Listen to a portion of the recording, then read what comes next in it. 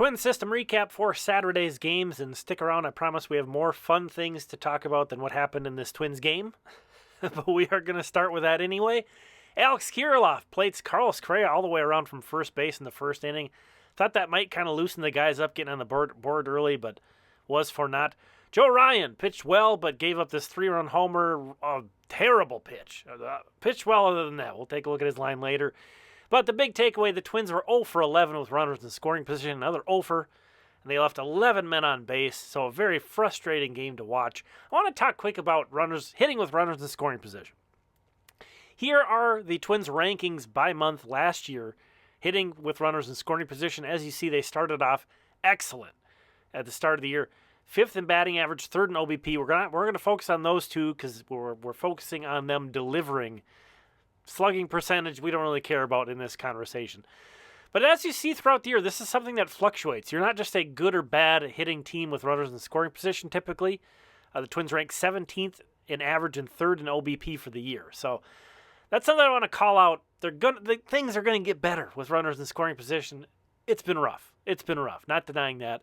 Also want to add that the Twins, for some reason last year, were a really bad hitting team during the day. I don't know why. They have tried to adjust their pregame stuff. And it's hard to see the ball. It's hard, as you can see here. Even the umpire is having a hard time seeing the ball during the day at Target Field. So, again, Cleveland scored all their runs on that one swing. And, I think you or I could have put a good swing on that Joe Ryan slider right in the middle of the zone. All right, maybe that's not true. That might be pushing it. But, again, it was a rough game. The Twins got frustrated. David Popkins got thrown out of this one, arguing balls and strikes. But at the end of the day, Twins score 1 run. Twins get 2 hits, and that Kirilloff triple was actually originally called an error. So they corrected that into a triple. He did smoke that ball, so I think that was legit. The Twins, they drew a bunch of walks, but they struck out 15 times again. So rough. And this is all lost. Joe Ryan, again, I thought, other than that home run, and that's hard to say other than. We know Joe's going to give up home runs, but he can't give up 3-run homers. It's got to be solo shots. I thought he pitched really well other than that. And the bullpen has just been brilliant. And once again, with Alcala and Jackson coming in, that's kind of been lost with that. But we're going to turn the page. We're going to move on to Fort Myers and Charlee Soto. And again, just so grateful to have highlights to talk about.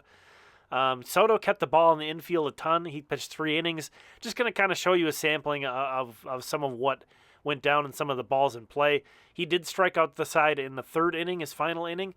But Soto, 18 years old. Charlee Soto's 18 years old. So I'm surprised that he even started the year in Fort Myers. I thought maybe they'd hold him back in extended spring training. Here you're seeing a challenge. This was his first career strikeout. This is the entire challenge process. That's how long it takes. That's it. Why we don't have that in the major league level or some form of it right now, ask your umpires union. But again, just kind of showing you some of Soto's work. He only gave up 1 ball into the outfield. That was a triple.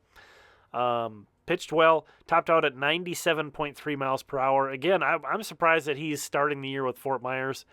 They've been so careful with some of their pitchers.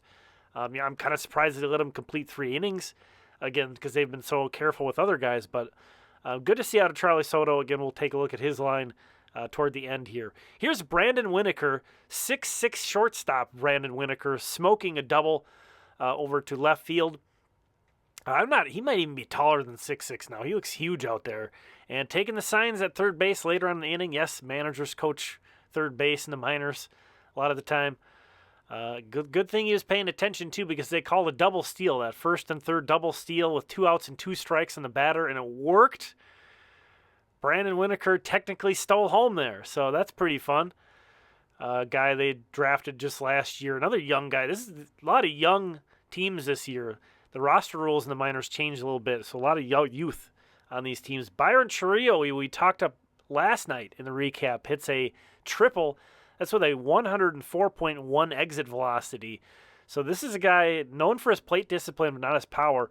Jose Rodriguez, he is known for his power, and he hits this double, 104.9 miles per hour. It goes 383 feet. There's some creative camera work. Again, shouldn't even say that. So grateful just to be able to see these guys. I could be shot on a potato. I wouldn't care. Moving on to Wichita, Emmanuel Rodriguez. The 2 guys in front of him walked. There was a mound visit, and I thought, well, Emmanuel Rodriguez, he's going to try to work the count here. He's definitely taking first pitch. No, I think they assumed the same thing. Guy just tried to get one over, and Rodriguez uncharacteristically pounced on the first pitch to drive in the Wind Surge's first run of the game, and he's hyping up the boys. This was a 4-run third inning, thanks in large part to Tanner Schobel here, crushing this one and putting the Wind Surge ahead with this 2-run double off the wall. Yeah, Wind Surge with a 4-run third inning. They had a 5-run fourth inning, so huge game offensively for Wichita.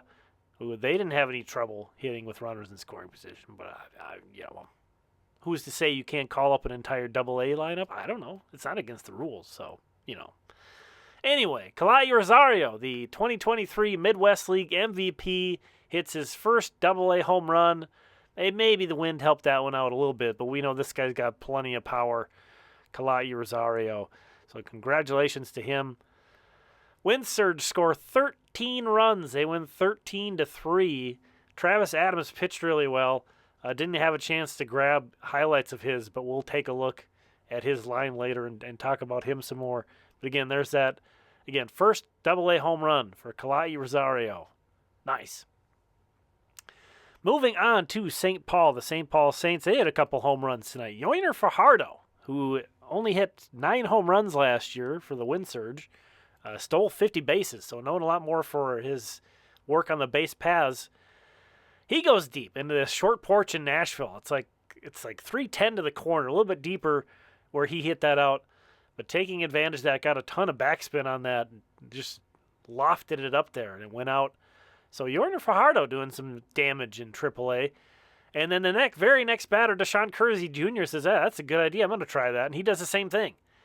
DaShawn Keirsey Jr., the Twins' 4th-round pick in 2018. He was drafted the 3rd Twins draftee of that class after Trevor Larnach and Ryan Jeffers, 26 years old. Some injuries and COVID. The lost COVID season has slowed him down, but he's really putting it together. Brent Headrick also appears that maybe he's putting it all together.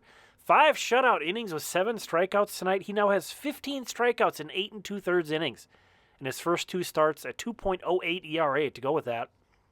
Topped out at 94 miles per hour. Really hitting his spots and, mixing location, mixing pitches.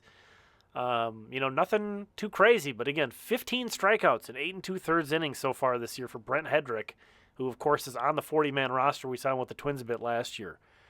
Definitely something to keep note of. For Cedar Rapids, this is John Klein, a 21-year-old undrafted free agent from Brooklyn Park who pitched for Iowa Central Community College. He had a great outing in this very low-scoring, tight ball game for Cedar Rapids. 5 shutout innings with 6 strikeouts was John Klein. Again, a Minnesota product, Brooklyn Park native. This was a game that the Cedar Rapids Colonels would have won last year. They grinded out a bunch of games and won a bunch of low-scoring games. Here we see Jay Harry getting on with a nice opposite field single. 6th-round pick out of Penn State from last year. Great base running play here. This ball is going to kick away from the catcher, and Harry not only takes second base, but since he's hustling and he's paying attention, he's got eyes in the back of his head there. He gets all the way to third base, flashing the flow. I thought only guys named Ed could lose their helmet, but I guess not. Jay Harry. Maybe his middle name's Edward. I don't know. But he eventually comes in to score, and that was the only run that Cedar Rapids got in this one. So huge. They were leading 1-0 all the way into the 9th inning. Yes, it's the bottom of the 9th. I don't know why Beloit has their score bug opposite. I have no idea. It drives me insane. Anyway, let's complain about that instead of showing the walk-off hit. It was all because of their stupid score bug that has the home team on top. That's why. But Cedar Rapids loses this one, unfortunately. Here's a rundown of all the starting pitchers.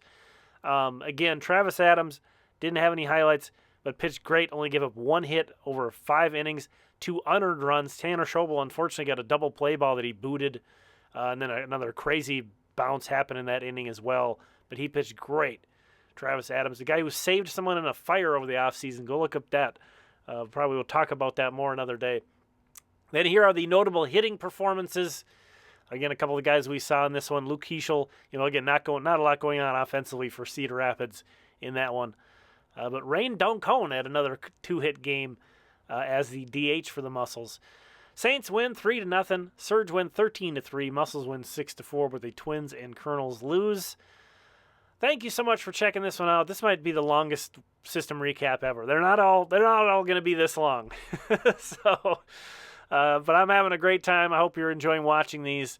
We'll talk again tomorrow.